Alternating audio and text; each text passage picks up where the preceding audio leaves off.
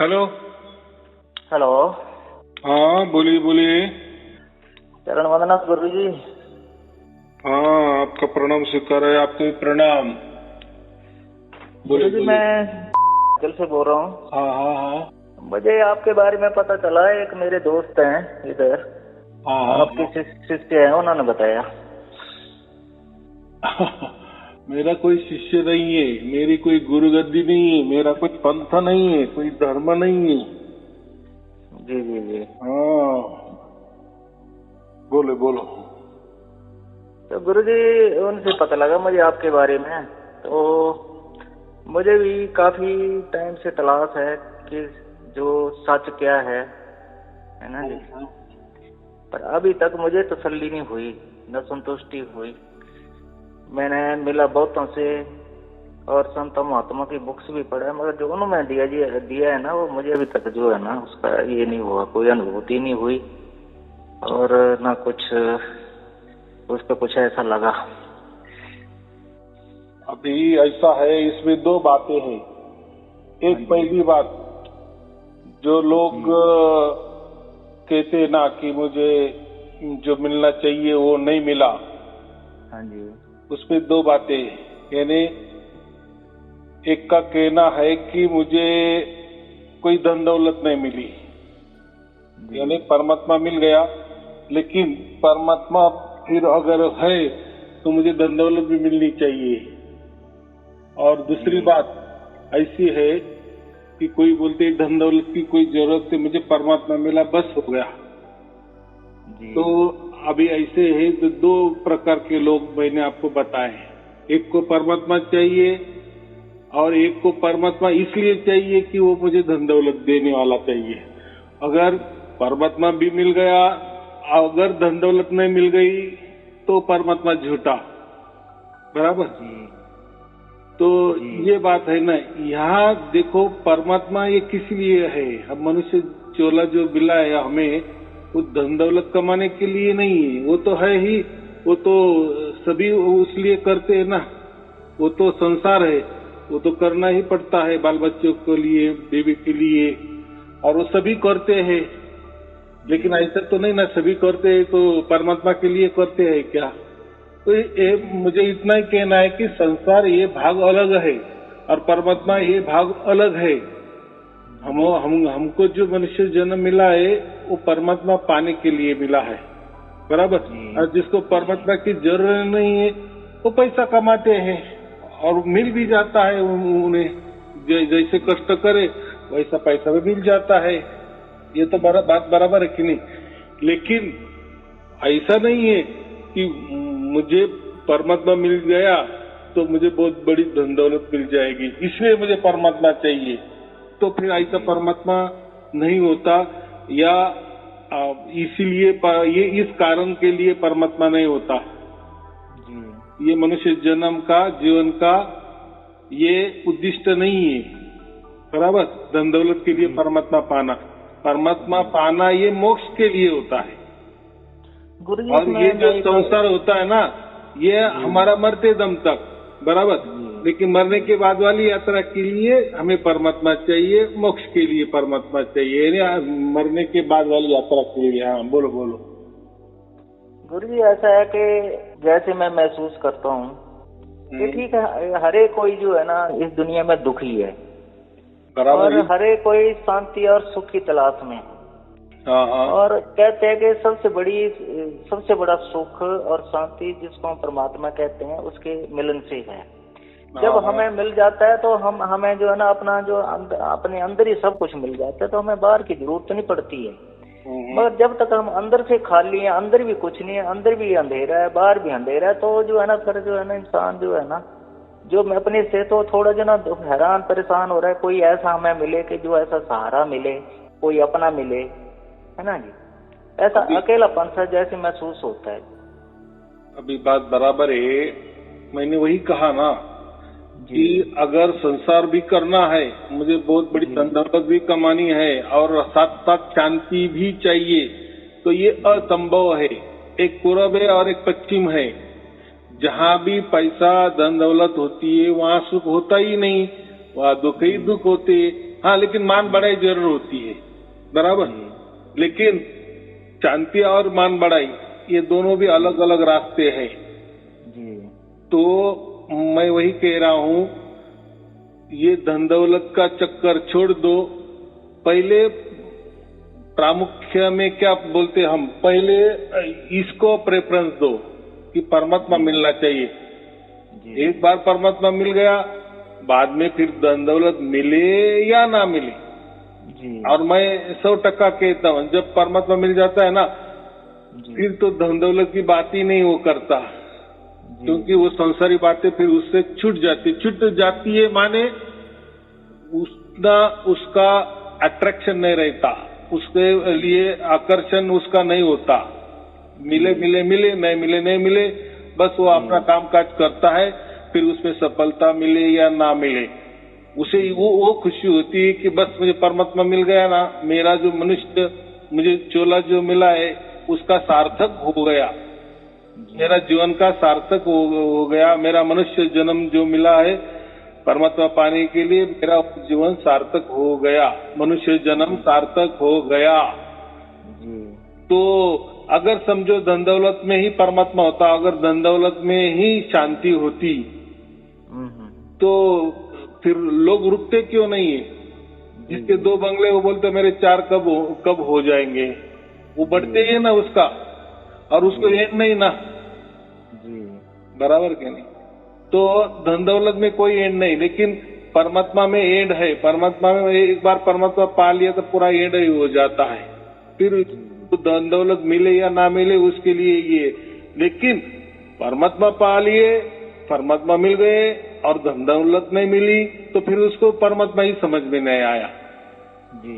यानी उसने कुछ तो भी आशा रखी कि हे परमात्मा तू मुझे प्राप्त हो जाए, और प्राप्त हो जाने के बाद तो भी उल्टा परमात्मा मिल गया तो उसे शांति महसूस होनी चाहिए ना। अभी जिसको भी शांति की प्राप्ति होती है वो सब शांति महसूस कर रहे हैं ना, लेकिन उसको परमात्मा मिल गया, शांति भी महसूस हो गई, लेकिन उसका वो एक संशय है कि अगर ये मुझे जो परमात्मा मिला ये सचमुच वाला परमात्मा है कि झूठा परमात्मा है, क्योंकि वो तो मिल गया, लोग तो साई अरुण जी भी कह रहे हैं, लेकिन मुझे तो खुशी नजर नहीं आ रही है, मुझे मेरे पास धन दौलत तो नहीं आ रही है, तो मैं तो दुखी हूँ।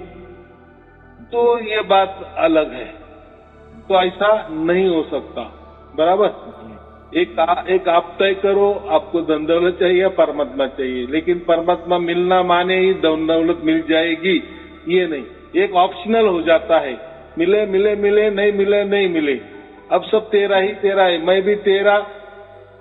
जो हम कहते हैं ना, अब तेरी मर्जी, जो उसके मर्जी पे चलता है उसको हम आध्यात्म कहते हैं, उसको हम परमात्मा कहते हैं। और जो हम हमारे मर्जी से चलते हैं या चलाने की कोशिश करते हैं, या ऐसा ही होना चाहिए वैसा ही होना चाहिए, ये हो गया संसार। और जो हमारे ओर हम खींचते हैं ना कि मेरे मन के जैसा होना चाहिए, जहां मैं मेरे लिए, तो फिर ये संसार आ गया, और संसार ये दुख ही देने वाला होता है। कोई भी आदमी दुनिया में जो संसार करता है उसको पूछो, संसार माने जब हम जन्म लेते हैं वो संसार शुरू हो जाता है। ऐसा नहीं कि संसार माने कोई बीवी कर लिए, बच्चे पैदा कर लिए, उसको संसार कहते। संसार माने ये दुनिया ही एक संसार है, बस इसमें हमने जन्म लिए, मानो हमारी शुरुआत हो गई, ये ऐसा समझो कि ये संसार है, ये दुनिया, ये दुखालय है, बराबर जी। हाँ, तो इसमें सुख की आशा नहीं करनी चाहिए। अभी ऐसा क्यों परमात्मा ने किया, या हम बोलते हैं भगवान ने ऐसा क्यों बनाया, इतना अच्छा सृष्टि है, सब कुछ अच्छा है, लेकिन परमात्मा ने फिर हमको जन्म देके ये दुखालय में क्यों डाल दिए, ताकि लोग उसके पास न आए, बस ये इस दुख में उलझते रहे और परमात्मा के ऊपर संशय लेते रहे कि कोई परमात्मा नहीं होता, अगर वो होता तो फिर मैं सुखी हो जाता। परमात्मा को समझता नहीं कि ये दुनिया कैसी चल रही है, बराबर की नहीं, ये अच्छी चलनी चाहिए। अगर परमात्मा है तो सब कुछ अच्छा होना चाहिए, मेरा भी अच्छा होना चाहिए, मेरे मन के मुताबिक अच्छा होना चाहिए, अगर परमात्मा है तो जब हम संसार करते ना तो हम हमारे पर वो विश्वास रखते हैं कि मैं करूंगा तो सब कुछ हो जाएगा, लेकिन फिर आखिरी में क्या हो जाता है, अपयश आ जाता है आदमी को, हाथ में निराशा लगती है, फिर तो दुखी हो जाता है। लेकिन अगर पहले से ही उसने तय कर लिए ना, जब वो जन्म उसका हो जाता है, बाद में जैसे बड़ा हो जाता है ना, अगर उसको ये समझ में आ गया ना अभी परमात्मा तू जैसा रखेगा वैसा, तो फिर उसका देखो संसार कैसा होता है, फिर संशय ही नहीं ना। अगर मेरा संसार ही परमात्मा चलाने वाला है तो अभी मुझे वो सुखी रखे या दुखी रखे, बस अब तू ही तू। लेकिन ये जब तक हमें ज्ञान नहीं रहता, ज्ञान नहीं होता या कोई नहीं समझा देता, यानी ये जो लोग होते हैं ना, गुरुआ लोग होते हैं ना, ये ले लो मंत्र, ये करो तो आपका अच्छा हो जाएगा, आप दुख से मुक्ति हो जाएगी, ये ध्यान कर लो आपको शांति मिल जाएगी, आप दुख से मुक्त हो जाएगी, तो ये झूठी बात होती है। संसार में कितना ही ध्यान करे, कितनी शांति पे बैठे, देखो हम ध्यान करते हैं, मन ध्यान में टिका हुआ होता है, तब तक के लिए थोड़ी देर के लिए शांति हमें महसूस जरूर होती, लेकिन जैसे ही ध्यान से उठ जाए तो 100 गुना हम वापिस अशांत हो जाते हैं, दुख में आ जाते हैं। तो फिर कितना ही तो आप ध्यान करें, तो ये तरीका नहीं है, यानी उससे कोई दुख वगैरह नहीं जाता, लेकिन ये गुरुआ लोग नहीं बताते, बराबर जी।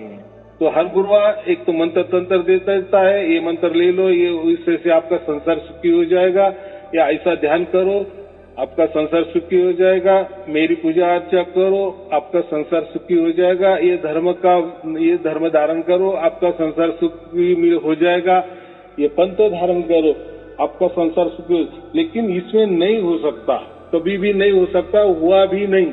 ऐसा हुआ क्या? वो उस धर्म में गया, उसका सब संसार अच्छा हो गया, उसने वो गुरु कर लिए, उसका संसार अच्छा हो गया, ऐसा नहीं होता गुरुजी।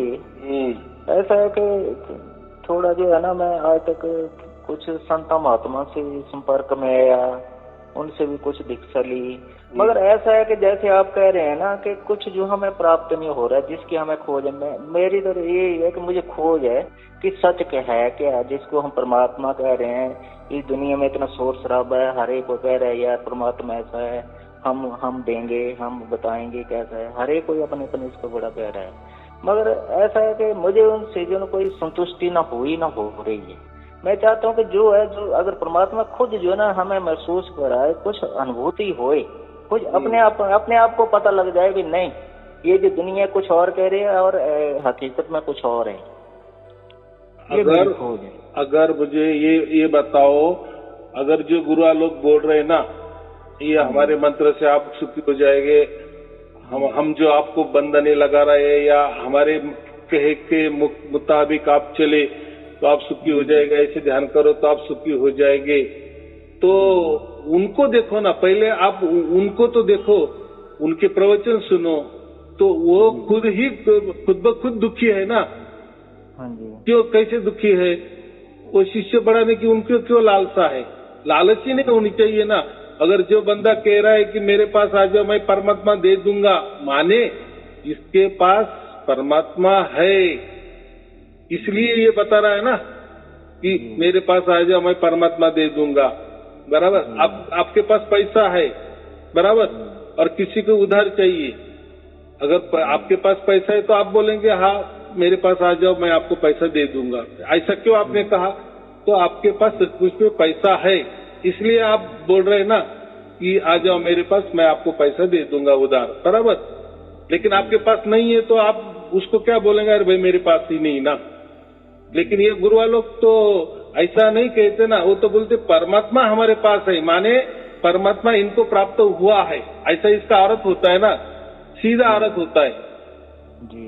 जैसे मैंने आप पैसे का उदाहरण दिया ना, आपके पास पैसा है इसलिए आप दूसरों को बोल रहे हैं ना कि आ जाओ मैं तुझे उधार पैसा दे दूंगा, बराबर है, इसलिए बोल। तो ऐसे ये गुरुआ लोग इनके पास परमात्मा है ऐसा करके वो लोगों को आकर्षित करते हैं। लेकिन जब हम जाते हैं ना तब इनका अलग ही संसार चलता है, उसको हम आध्यात्मिक संसार कहते हैं। जैसे शिष्य बढ़ाना, आश्रम में बढ़ानी, बराबर। तो हाँ गुरुजी मुझे तो ऐसा है कि हर जगह निराशा ही हाथ में आई, क्योंकि जो क्योंकि जो परमात्मा है वो कहते हैं कि कुछ जो है ना कुछ अलग सी चीज है। हर एक ने एक ऐसे है कि जैसे मंडी है वैसे एक मंडी बना के रखे, हर एक कोई अपना अपना सौदा बेच रहा है परमात्मा के नाम से। देखो बात ऐसी है, बात एकदम बराबर है। परमात्मा बहुत विशाल है, बहुत बड़ा है। जो बड़ा होता है उसको तो कबीर कहते हैं ना हम, बड़ा जो होता है कबीर होता है। कबीर माने ही परमात्मा। लेकिन ये जो कबीर जी है ये परमात्मा नहीं है, ये तो लोगों ने कर दिए। नाम जैसा नाम होता है वैसा वो कर दिए। तो किसी का नाम कमल है तो कोई कमल जैसा फूल या वो फूल नहीं होता खुद, बराबर, नाम रख दिया है, बराबर। कोई राजा सिंह है तो कोई खुद कोई किंग नहीं होता, कोई राजा नहीं होता, तो उसका नाम रख दिया है। तो ये नामों से कुछ नहीं होता, बराबर। हाँ जी। और वो कहते हैं तो वो तो अनामी है, वो निराकार है, ना उसका कोई आकार है ना उसका कोई नाम है, बराबर। वो अपरंपार है, वो बेअंत है। जैसे गुरु नानक देव जी कहते हैं कि ऊंचे पार बेअंत स्वामी, बराबर, उसका कोई अंत नहीं है, बराबर। और कबीर साहब ने भी उसको अपरंपार कहा है कि अपरंपार होता है कि जिसको कोई पार नहीं पा सकता है। तो हम उसको जो है अपने दायरे में समेटने की कोशिश कर रहे हैं, हर एक को अपने दायरे में। तो इससे मुझे जो है ना थोड़ा लगता है यार ये थोड़ा जो है ना कुछ गड़बड़ नहीं है, कुछ तो भी गड़बड़ है। हम क्या कहते हैं, इसमें कुछ तो भी गड़बड़ है। अगर ये बंदा प्रवचन में कह रहा है कि वो अनामी है, लेकिन नामदान केंद्र खोल के बैठता है ना कि आ जाओ मैं नाम दूंगा, और प्रवचन में कहता हो तो अनाम है, बराबर। हम अगर उनको पूछने गए भाई आप तो बोल रहे हो तो अनाम है, उसको तो कोई नाम नहीं है, तो आप तो नामदान केंद्र खोल के बैठे है ना, गुरु दीक्षा दे रहे हो, नामदान दे रहे, तो बोलेगे हम नाम नहीं देते। तो हम चलो कोई गुरु लोग तो नाम देते, तो कोई बोलते कि हम नाम नहीं देते, उसमें वो और चालाकी करते। तो हम ध्यान देते हैं। ध्यान माने परमात्मा का ठिकाना। हाँ जी, हाँ जी। चलो नाम तो नहीं दिले, लेकिन इनको परमात्मा का ठिकाना भी मालूम है। अगर परमात्मा का ठिकाना मालूम है तो बात ही कुछ और है ना। फिर आप शिष्य फिर बढ़ाते क्यों है? या परमात्मा ने आपको एजेंसी दे के रखी है क्या कि जाओ भाई मेरे शिष्य बढ़ाओ या मेरे पास लोगों के लेके आओ, ऐसा कुछ परमात्मा ने उनको कहा है क्या? तो बात सबसे गलत बात है। परमात्मा ना उसका कोई नाम होता है, ना परमात्मा का कोई रूप होता है, और ना परमात्मा का कोई ठिकाना होता है, बराबर। ये जो नाम, रूप और ठिकाना ये प्राकृतिक होते हैं। देखो प्रकृति में हर एक किसको नाम है कि नहीं, हर किसको रूप है कि नहीं, यानी रूप माने आकार, बराबर, और ठिकाना माने कोई तो भी जगह उससे निश्चित है कि नहीं, पक्की है कि नहीं। लेकिन परमात्मा का ऐसा नहीं होता। तो ये गुरु लोग चालाकी से बोलते हैं कि परमात्मा अनाम है, हाँ वहाँ बात बराबर है, लेकिन ठिकाना बता देते हैं। तो बात तो एक ही आ गई ना, प्रकृति की बातें करते हैं। तो मुझे इतना ही कहना है, कोई भी दुनिया में माई का लाल परमात्मा किसी को भी नहीं दे सकता, किसी को भी लखा नहीं दे सकता, बराबर। वो इतनी बड़ी शक्ति क्यों इसके हाथ में आ जाएगी? यानी इतना बड़ा परमात्मा उसके हाथ में आ गया, ऐसा हो गया ना। यानी उसके इशारे पे परमात्मा चल रहा है, जा इसको प्राप्त हो जाए, अरे इसको मत हो जा, ऐसा हो सकता है क्या? नहीं हो सकता ना। गुरुजी इसमें ऐसा है ना, जैसे मैंने एक फकीर की पढ़ी, तो कोई बंदा था वो कहता है कि मुझे खुदा से मिलना है। हाँ, तो कोई ऐसा फकीर है कहता है यार खुदा से क्या मिलना है, अगर उसका नाम खुदा है तो खुद तेरे पास आएगा, तो उसके पास नहीं जा सकता है। ये बातें मुझे बहुत जचती है, क्योंकि हमारे बस में नहीं उस तक पहुंचना, अगर उसके बस में है हमारे तक पहुंचना। हाँ, अभी बात बराबर की आपने। खुदा जो आपने अभी बोला ना, अगर वो खुदा है तो खुदा माने ऐसा समझो मालिक, खुद के मर्जी का मालिक, बराबर। अगर वो मालिक ही है, हम उसके दास है, तो मालिक के हाथ में सर्वशक्ति है, तो कहीं भी जा सकता है, कहीं भी आ सकता है, इसके अंदर भी प्रकट हो सकता है। कितनी सहज बात है कि नहीं? हम तो दास है, हम तो बंधे हुए हैं, ये संसार से जकड़े हुए हैं, ये शरीर में पंचमहाभूत तत्वों में जकड़े हुए हैं। हम तो कहीं जा भी नहीं सकते ना। ये शरीर छोड़ के जा सकते हैं क्या? नहीं जा सकते ना। हम इसमें पक्के बंधे हुए हैं, लेकिन परमात्मा तो सर्वव्यापी है ना। परमात्मा सर्वव्यापी है, यानी उसने सबको व्याप्त किए। ये अनंत ब्रह्मांड भी उसने व्याप्त किए, उस ब्रह्मांड में ही हम रहते हैं ना, तो हमको भी उसने व्याप्त किए। उल्टा वो हमसे एकदम नजदीक है, ऐसा समझो, निरंतर है। हमारे आत्मा से परमात्मा एकदम निरंतर, इन्हें कोई अंतर नहीं है दोनों में, ऐसा समझो। बराबर, जैसी मछली पानी में रहती है ना, पानी और मछली में कोई भी अंतर नहीं होता। होता है क्या अंतर? नहीं होता ना। मछली के अंदर बाहर पानी पानी ही है। वैसा परमात्मा भी हमारे आत्मा के आसपास ही है, हम परमात्मा में ही डूबे हुए हैं। बराबर, सिर्फ हमको समझता नहीं है। तो बात ऐसी है, हमें समझ में नहीं आ सकता, तो ये समझा कौन देगा? खुद परमात्मा ही समझा देगा, क्योंकि वो तो सर्वशक्तिमान है।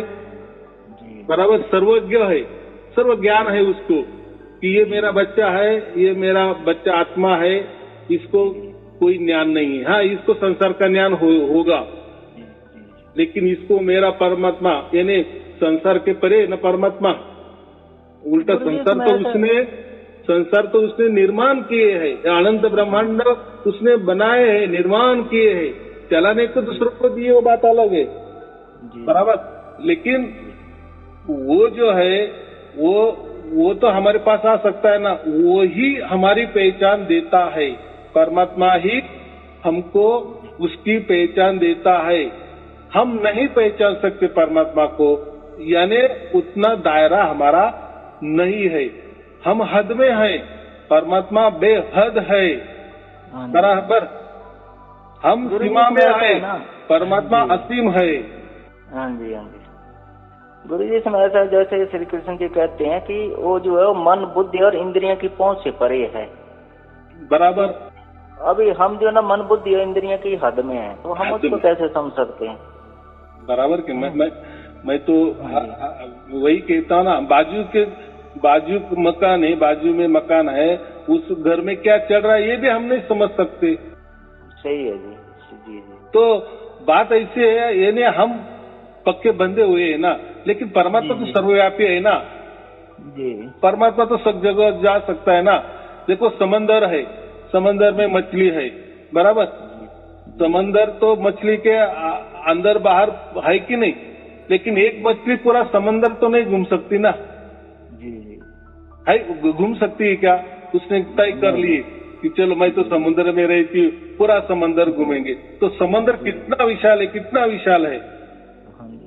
लेकिन अगर उसने समझ ले लिए कि अरे ये जो मेरे अंदर बाहर जो पानी है ना, यही समंदर होता है, तो वो कितना बड़ा है, उससे क्या लेना देना है। बराबर कि नहीं? जी गुरु जी, मेरा जो ना एक बात पे अभी निश्चय है कि जैसे कबीर साहब कहते हैं कि 5 शब्द धुनकार धुन भाजे नंद के, वो जो ना शब्द है, कोई उसकी कोई साउंड है।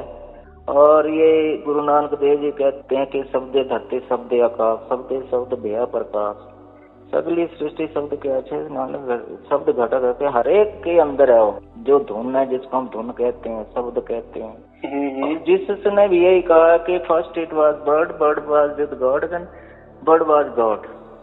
उन्होंने भी ये इस धुन के तरफ इशारा किया है कि जो परमात्मा हम जिसको कहते हैं, एक धुन का रूप है, एक शब्द का रूप है, जो एक जो है ना चेतन शब्द है। को ना कोई ऐसा किसी का जो है ना, ये हम बोलते हैं वैसा शब्द नहीं है। बात बराबर है, पूरी सृष्टि बनाई है। हाँ, तो मेरा ये है कि मैं उस धुन के साथ जुड़ना चाहता हूँ, और मेरे बस मैंने उसके साथ जुड़ना, सीधी सी बात बराबर है। अभी तो मैंने आपको क्या बताया, आप कुछ भी नहीं कर सकते। आप हद में है, लेकिन परमात्मा बेहद है। परमात्मा सर्वव्यापी है। बराबर, आप सर्वव्यापी नहीं हो, तो जो भी करेगा ना परमात्मा करेगा। रही बात अभी शब्द की, मुझे अभी आपको समझ में आ गया। अभी आपको जो भी अनुभूति होनी है, करनी है, वो आप सिर्फ कर सकते हो, लेकिन कर देने वाला कौन है? वो परमात्मा ही कर देने वाला है आपको अनुभूति, तब आपको अनुभव हो जाएगा। बराबर। पर गुरु जी आप अभी इंटरमीडिएट आपके जरिए होगा, ऐसा तो नहीं है, क्योंकि उसके साथ कनेक्शन जो है ना, ऐसा कहते हैं कि बिना गुरु या किसी उसके जो इंटरमीडिएट के बिना मुमकिन नहीं है। हाँ, तो बात ऐसी है। देखो ये जो है ना, ये जो हम गुरु जो कहते हैं ना, परमात्मा को ही गुरु कहा गया है, उसको ही शब्द गुरु कहा गया है, उसको ही सार शब्द कहा गया है। देखो सार शब्द, उसमें पहला आ गया सार। सार माने सत्य, ऐसा शब्द की जो सत्य है। सत्य माने पहले ही था, आज भी है, आगे भी रहेगा। और गुरु शब्द, गुरु भी उसको कहते, ऐसा शब्द का गुरु। गुरु माने हम क्या बोलते? बस सर्वोच्च, उसके बाद में कोई नहीं। बराबर। तो उसको ही हम सदगुरु कहते। तो ये जो आप बोले ना, धूम की बात की ना, वो एक प्रकार का शब्द गुरु भी है, या उसको सार शब्द भी कहा जाता है। अभी रही बात, गुरु नानक साहब ने ये कहा है कि ये सब शब्द ही शब्द है। तो ये जो शब्द से सब कुछ बन गया है ना, तो एक जो शब्द होता है ना, ये पूरी दुनिया वो बनाता है, यानी वो आकारों में आ गया। ये जो पूरी दुनिया अनंत ब्रह्मांड बनाए, वो बने शब्द से ही, परमात्मा ने ही बनाए ना। लेकिन वो ये आकारों में आ गया, इन्होंने आकार धारण कर लिए। अभी हम भी बोल रहे हैं, आप भी बोल रहे हैं, तो शब्द ही बोल रहे हैं ना। शब्द बोल रहे हैं, इसलिए आपको समझ भी रहे हैं। या आप बोले कि मैं जो बोल रहा हूँ, आप लिख भी सकते हो, इसको आकार आ गया है ना ये शब्द को। गुरुजी इसमें एक चीज और भी है ना, अभी जैसे मैं बोल रहा हूँ, आप बोल रहे हैं, मेरे और आप में, क्योंकि आपको जो है ना उसकी अनुभूति है, मुझे नहीं है। सिर्फ मैं बोल सकता हूँ, उसकी जो है ना उसका स्वाद नहीं ले सकता, उसके बारे में नहीं कह सकता हूँ इसका स्वाद कैसे। बोल सकता हूँ कि ठीक है इसका स्वाद ऐसा है, वो शब्द ऐसा है, तो मगर जब तक उस शब्द की अनुभूति या शब्द खुद अपना एहसास नहीं कराए तब तक, क्योंकि वो जैसे गुरु नानक देव जी, कबीर साहब अपनी लेवल से बोला है उन्होंने कि उनकी लेवल कुछ थी, उस लेवल से बोला, सिर्फ वही समझ सकते हैं हम। उनकी बात, कोई भी बात को नहीं समझते जब तक हम उनकी लेवल तक न जाए। बराबर। कहाँ से वो शब्द की बात कह रहे हैं? हाँ, और शब्द कैसा है, जब तक शब्द ही हमें समझ में नहीं आ रहा है। जैसे मैंने अभी क्या कहा, ये पूरे अनंत ब्रह्मांड ये शब्द से ही बने हैं ना। शब्द माने ये शब्द से ही उसने सब कुछ आकार में आ गया है। लेकिन ये आकार से पहले तो कुछ नहीं था ना। हाँ जी। यानी वो जो शब्द था, ये शब्द प्रकट हो गया। हाँ जी, हाँ जी। इसीलिए ये प्रकट हो गया, इसलिए पूरी सृष्टि बन गई, अनंत ब्रह्मांड बन गए, सब कुछ बन गया वही शब्द से।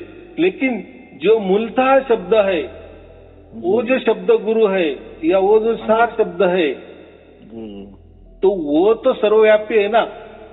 देखो उसने तो ये पूरा अनंत ब्रह्मांड तो बना दिए, और ये काम भी कर रहे हैं। बराबर। और काम भी कर रहे हैं, तो लेकिन ये बदलने वाले है ना, बदलते हैं ना। हर कुछ बदल रहा है, क्षण क्षण बदल रहा है। बदलना है कि नहीं? आकारों में तो आ गए, जो भी आकार पे आ जाता है या जो भी हद में आ जाता है, तो वो बदलने वाला ही होता है। यानी ये जो शब्द प्रकट होता है ना, ये सब कुछ बदलने वाले हैं। मंत्र तंत्र, या हम भी जो बोल रहे थे, कितने बदल रहे। मैं कितना बोल रहा हूँ, कितना सेकंड में मैं कितना शब्द बोल रहा हूँ। बराबर। आप भी बोल रहे हो, यानी हमारे मुंह से जो भी शब्द बन रहे हैं ना, ये सब सगुण साकार है, यानी आकारों में आ गए ना। हाँ जी। आकारों में आ गए, इसलिए तो आपको समझ में आ रहे हैं। हाँ जी। सगुण साकार का मतलब क्या होता है? जो आंखों से हमें दिखता है, या जो कानों से हमें सुनाई देता है। वैसे ये जो शब्द मैं बोल रहा हूँ या आप भी बोल रहे हैं, तो मेरा शब्द आपको समझ में आ रहा है ना। हाँ जी। यानी वो उसने आकार धारण किए। बराबर। इसलिए आपको समझ रहा है। लेकिन वो जो शब्द है ना, उसका कोई आकार नहीं है। बराबर।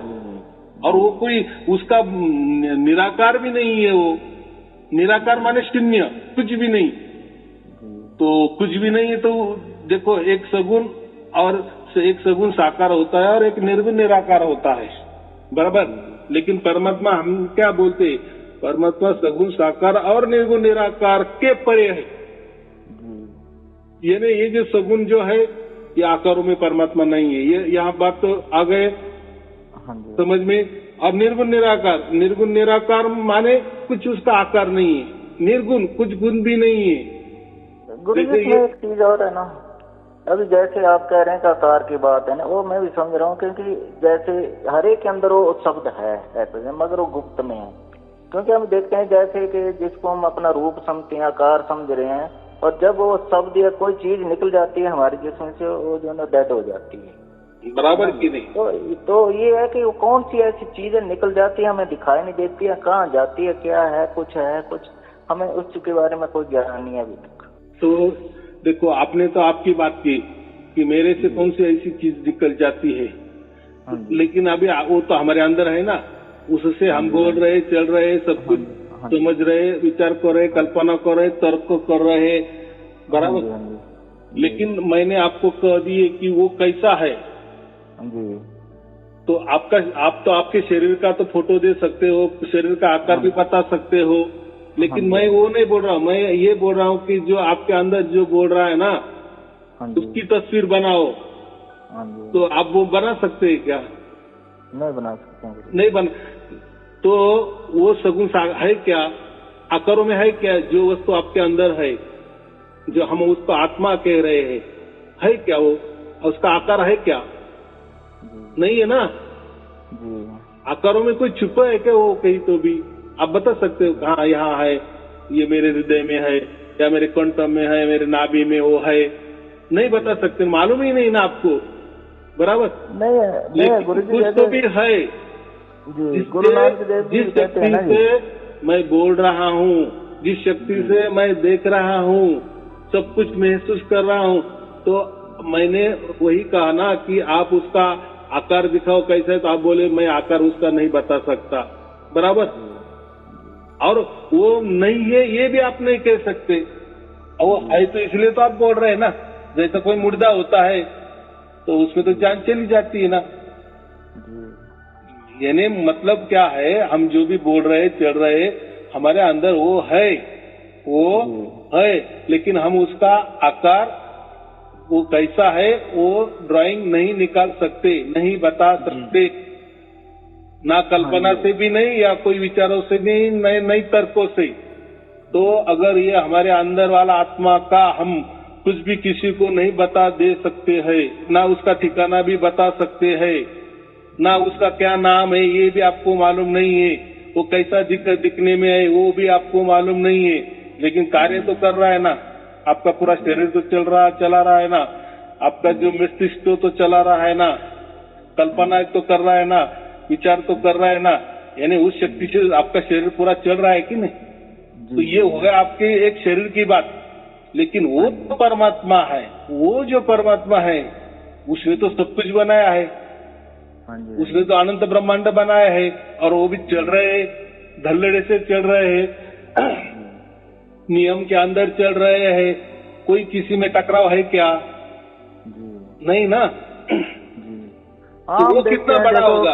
तो उसको हम परमात्मा कहते हैं, उसको हम परमात्मा कहते हैं। और हमारे जो वाला अंदर है वाला जो है ना, जिसको हम बता भी नहीं सक रहे हैं, लेकिन सिर्फ हम महसूस करते हैं कि हाँ मेरा अंदर कुछ तो भी है, कि उसी शक्ति से मैं बोल रहा हूँ, सुन रहा हूँ, सब कुछ काम कार्य कलाप कर रहा हूँ। तो ये तो हमारे शरीर वाली बात हो गई, उसको भी हम बता नहीं सकते। तो ये बड़ा परमात्मा है। तो मुझे इतना ही कहना है कि वो परमात्मा का ही बच्चा ये हमारा आत्मा है, बराबर। जब ये आत्मा को ये बात समझ में आती है ना, जब तक नहीं समझ में आती तब तक ये संसार में ही भटकता है, मैं ही करता हूँ। उसको लगता है मैं ही आत्मा हूँ और मैं ही महान हूँ, मैं ही बड़ा हूँ, मैं ये कर सकता हूँ, मैं वो कर सकता हूँ। करता तो कुछ नहीं, लेकिन अभिमान अहंकार उसको इतना बड़ा है, ऐसा समझता है कि मैं 1 मिनट में पूरी अनंत ब्रह्मांड में घूम सकता हूँ, जा सकता हूँ। लेकिन वो बना सकता है क्या? कुछ बना सकता है कि एक पत्थर भी बना सकता है क्या हमारा आत्मा, हमारे अंदर वाला? तो परमात्मा की क्या लीला होगी जिसने ये पूरे अनंत ब्रह्मांड बनाए भी है और वो चलायमान भी है। तो वो तो सर्वव्यापी है, मैंने तो कहा ना, वो भी हमारे अंदर बाहर है और हमारा आत्मा तो हमारे अंदर है ही।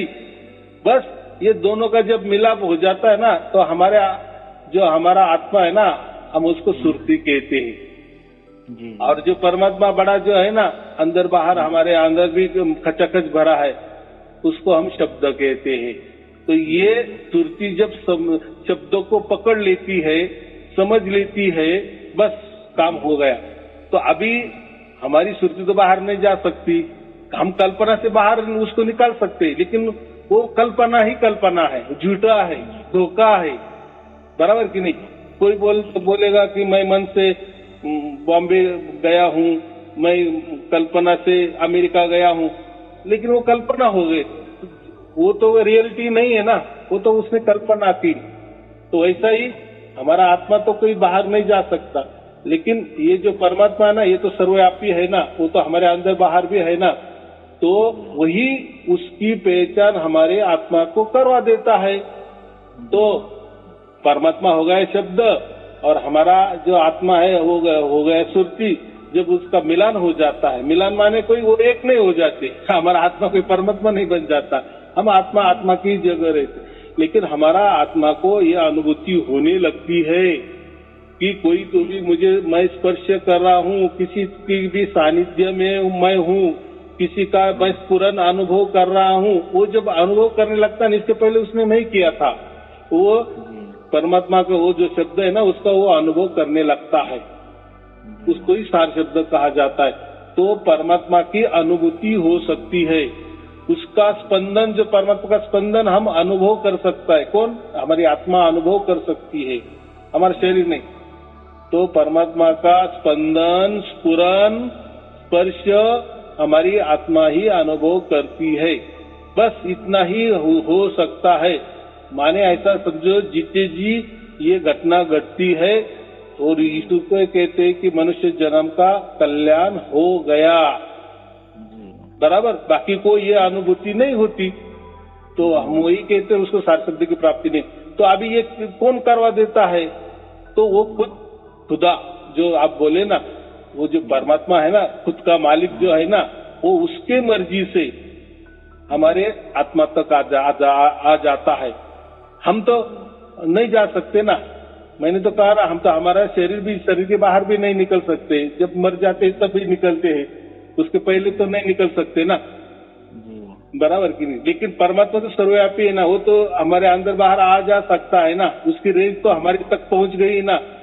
बस जब हमारा ही भाग्य बन जाता है, हो जाता है, बस तुरंत ही परमात्मा हमें उसकी ओर से, उसकी मर्जी से हमारे पास चल के आता है।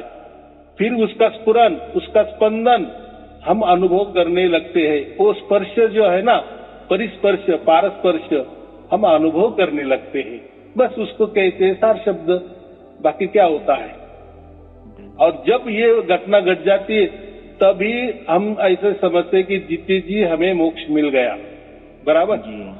तो हमारा क्या हो गया, हम मरने के बाद की जो हमें मोक्ष मिलना था, ये हमने जीते जी मिला लिया, जीते जी हमने उसको हासिल किया। किसको? मोक्ष को हासिल किया, बराबर। यानी अभी हम वो जो परम धाम है परमात्मा का, जहाँ कहाँ भी होगा, जो सतलोक हम कहते हैं वहां होगा, तो हम जीते जी उसको प्राप्त किए, माने उसका सर्टिफिकेट अभी हमें मिल गया है, उसका वीजा हमें मिल गया है, बराबर। ये होता है। तो इतनी सहज बात। फिर उसके लिए क्या करना है? कोई मंत्र जप करना है, कोई ध्यान करना है, कि कोई परमात्मा का कोई विशेष करना? कुछ करना नहीं, कुछ करना नहीं, कुछ करना नहीं। बस आप प्रवचन सुनते चलो, जैसे जैसे प्रवचन सुनते जाएंगे वैसे वैसे वो घटना घटित हो जाएगी। अभी बोलेंगे ऐसा क्या प्रवचन कोई मंत्र है?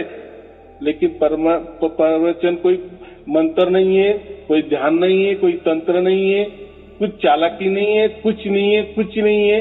ये जो है ना, ये जो हम कहते हैं ना कि क्या होता है आत्मा, क्या होता है परमात्मा, ये बातें मेरे इसमें प्रवचन में है। बस वो उसका हम सीक्वेंस जब लग जाता है, समझ में आ जाता है, हमारी भ्रांति दूर हो जाती है, हमारा भ्रम मिट जाता है, तो ऑटोमेटिक उसी क्षण हमें परमात्मा मिल जाता है, बराबर। इसलिए परमात्मा पाने के लिए हमारी ओर से कुछ नहीं करना पड़ता, करना ही नहीं। या जिसने भी कर रहे हैं कि हमारे ओर से परमात्मा प्राप्ति की जितने लोग साधन कर रहे हैं तो आज तक उनको कभी परमात्मा मिला ही नहीं, ना मिलने वाला है, चाहे उन्होंने लाखों बरस भी तपस्या की तो। लेकिन हमारा भाग्य जब जग जाता है तो परमात्मा उसकी ओर से, उसकी मर्जी से हमारे पास विहंगम मार्ग से चला आता है, वो चला आता है और वो घटना घट जाती है। बराबर, ये बात होती है। तो गुरुजी जो धुन सुनाई देना शुरू होती है इसका कुछ टाइम है कि कभी भी? मैं वही बोला कि वो जब घटना घटती है ना, हाँ जी, जब परमात्मा, जब जैसे श्री कृष्ण ने अर्जुन को क्या कहा, मैं ये प्रकृति को, माया को अधीन करके आता हूँ। बराबर, तो परमात्मा जो भी हमारे अंदर आता है, प्रकट होता है, उसका स्पर्श का वो अनुभव कर देता है, तो वो कैसा, किस स्टाइल से आता है, किस प्रणाली से आता है या कैसे आता है, लेकिन जब आता है तो उसका ज्ञान भी हो जाता है हमें कि हाँ अभी मैं परमात्मा के स्पर्श में हूँ, मैं परमात्मा का स्फुरन अनुभव कर रहा हूँ, मैं परमात्मा का स्पंदन अनुभव कर रहा हूँ। उसको आप धुन कह रहे हो, कुछ भी कह ले, बराबर। लेकिन आप जब प्राप्त हो जाता है तब बोलेंगे यार ये तो धुन भी नहीं लगती। लेकिन ये समझाने के लिए धुन की बात करते हैं, धुन। तो ये कोई ऐसा धुन या आवाज भी नहीं होता, लेकिन ये समझाने के लिए कुछ तो भी तो बताना पड़ेगा ना जी। तो परमात्मा तो कोई नाम नहीं है। अगर मैंने उसको धुन नाम दिए तो आप फिर वही बोलेंगे यार फिर वो कोई धुन होगी, फिर वो कानों का विषय होगा, फिर वो शरीर का विषय होगा। और अभी ये तो बता रहे कि कोई वो तो शरीर का विषय नहीं है, और ये तो बोलते हैं वो तो कोई धुन होती है तो मुझे वो सुननी पड़ेगी, तो वो कोई धुन नहीं है। ये समझाने के लिए हम बोलते हैं। ऐसा लगता है जब सार शब्द प्राप्त होता है ना, ऐसा कुछ तो भी आवाज चल रहा है ऐसा लगता है, एक ताल, एक रस, एक लय में वो चलता है, अखंडित निरंतर चलता है। उसका अनुभव हमारा आत्मा करता है ना, हमारा आत्मा जो है ना वो उसको बाप को बराबर समझता है, बराबर। क्योंकि परमात्मा का ये बच्चा है ना, तो ये बच्चा बराबर अपने बाप को पहचान लेता है। या ऐसा समझो, चलो वो बच्चा है उसको क्या समझ में, लेकिन परमात्मा तो वो बुद्धि देता है ना उसको, उस टाइम वो कैसा देता होगा, वो प्रणाली क्या है उसमें हमें नहीं जाना, बराबर। क्योंकि हम प्रकृति में रहते ना, तो हम तर्क की भाषा जानते हैं, ऐसा होता होगा, वैसा होता होगा, तो ये तर्क कुछ काम नहीं आता। अभी जितने भी हजारों लाखों लोगों को सार शब्द की प्राप्ति हो गई है, तो वो बताते हैं ना, वो ऑनलाइन में बताते हैं कि हमें वो प्राप्त हो जाने के बाद क्या क्या महसूस हो रहा है, बराबर। तो कोई अलग थलग वो उसका बयान भी नहीं कर सकते। जब आपको भी प्राप्त हो जाएगा तो आप भी वो बयान नहीं कर सकते। हाँ, लेकिन कुछ तो भी समझाने के लिए बोलेंगे यार कुछ तो भी थोड़ा सा आवाज जैसा होता है, वो ऐसा होता है वैसा। लेकिन आपका जो बोलना है, आपके बोलने पर ही आपका विश्वास नहीं होगा, यार मैं कोई गलत तो नहीं बता रहा हूँ, लेकिन ऐसा तो कुछ नहीं हो रहा, वो तो अलग ही होता है। तो इसलिए तो उसको परमात्मा कहता है ना, तो उसका गुण गौरव हम नहीं बोल सकते, उसकी प्रणाली हम नहीं ये कर सकते, बयान कर सकते, बराबर जी।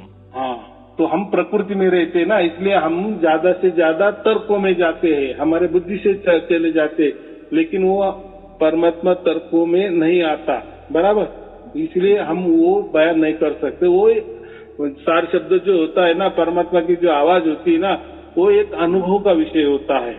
और वो अनुभव कौन करता है? हमारा शरीर नहीं करता, हमारा आत्मा करता है, बराबर जी। बोलो और क्या पूछना है? बस गुरुजी आपका बहुत बहुत धन्यवाद, आपने इतना टाइम दिया। मैंने पहले बड़े फोन की कोशिश की मगर हाँ, अभी ऐसा है, आपने कितने फोन किए होंगे, हमने नहीं उठाया ना। तो बात ऐसी कैसे हजारों फोन चालू रहते ना, तो जब आपका कोई व्हाट्सएप है आप उसमें लिख देते हैं ना, तो हमारी टीम को समझ में आता है कि इनको बातचीत करनी है। तो ऐसे तो बहुत सारे फोन आते, कुछ समझता नहीं है, अब कुछ भी बोलते माने देखो अभी फोन जो है, कोई आजकल तो बहुत सारे कंपनी कुछ भी दिखते हैं, उनका भी फोन आते, तो क्या समझना, लेकिन ये जो व्हाट्सएप की जो पद्धति है ना, उसमें अगर लिख दिए तो हमें समझता है कि यार ये भगत है, इनको भगत बनना है या इनको कोई तो भी जानकारी मालूमात चाहिए, इसलिए ये फोन कर रहे हैं, बराबर। क्योंकि हम लोग किसी का नाम भी नहीं पूछते या कोई किसी का नाम भी हम लिख के नहीं रहे। जब आप व्हाट्सएप में सब कुछ बातें आप करते हो तभी हमें समझ में आ जाता है, तभी हम फोन उठाते हैं, बस इतना। तो उसमें कोई परेशान होने की बात ना कि ये क्यों नहीं उठाते, बराबर। चलो ठीक है, आपको और आपके परिवार के लिए। ऐसा मेरी एक अर्ज और है। हाँ। अभी कहते हैं कि मुल्ला की दौड़ मस्जिद तक मेरा आप तक की है, क्योंकि आज तक भटकता रहा और मेरी खोज जो है ना, मैं चाहता हूँ जल्दी से जल्दी पूरी हो जाए। अब आपके ऊपर है, बराबर। आपने हाँ जी, आपका कहना मैंने सुन लिया, लेकिन मेरा कहना ये मानो कि मेरे प्रवचन सुनो सुनो सुनो, और कभी घटना घट सकती है। 2 प्रवचन में घटेगी, 10 प्रवचन में घटेगी, 50 में घटेगी या 100 में घटेगी, लेकिन 100% घटेगी घटेगी घटेगी, बराबर। और उसका अनुभव प्राप्ति आप ही हो। चलो ठीक है, आपको और आपके परिवार के लिए शुभाशीर्वाद। सत साहेब जी, सत साहेब जी, सत साहेब जी, सत साहेब जी।